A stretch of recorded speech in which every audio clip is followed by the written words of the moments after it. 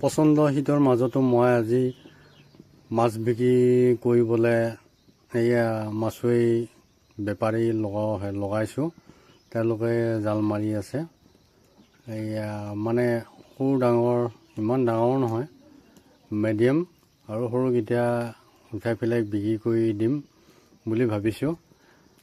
পানীও শুকালে, পানী শুকাই অৱস্থা নাইকিয়া কৰিলে এইটো পানীটো আকৌ মানে মাছকেইটা উঠাই বিক্ৰী কৰি পানীটো সিঁচি মেচিনেৰে সিঁচি হেৰি কৰিব লাগিব, মানে খান্দিব লাগিব, আকৌ ফকলেন লগাই খান্দিব লাগিব। তাকে সেয়ে ভাবিছোঁ মাছকেইটা উঠাই পেলাই দি দিওঁ। আকৌ কেইটামান গোটেইকেইটা নিদিওঁ, আকৌ কেইটামান মানে হেৰি মাঘৰ বিহুত বিক্ৰী কৰি দিম, তেতিয়া ভাল হ'ব।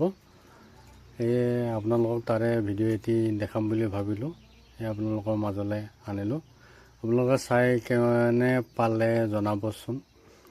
এনেকৈ মাছ পুহি কিছুমান অভাৱ পূৰণ কৰিব পৰা যায় আমাৰ অসমত যুৱক যুৱতীসকলে। সেয়েহে এটা কৰ্মসংস্থান বুলিব পাৰি। তাত ইমান লাগি থাকিব নালাগে। মাছ পালিলে সময়ত দানা দিব লাগে। মাছ এৰাৰ পিছত সময়ত মানে পদ্ধতিবিলাক, মাছ পালন কৰা পদ্ধতিবিলাক ব্যৱহাৰ কৰিব লাগে। কেনেকৈ কি কৰিব লাগে, কেনেকৈ কি কৰিব নালাগে, সেইটো নিজৰ ওপৰত ভিত্তি কৰি মাছবিলাক লালন পালন কৰিব লাগে। আৰু যাকে নহওক আপোনালোকে চাব বুলি আশা কৰিলোঁ।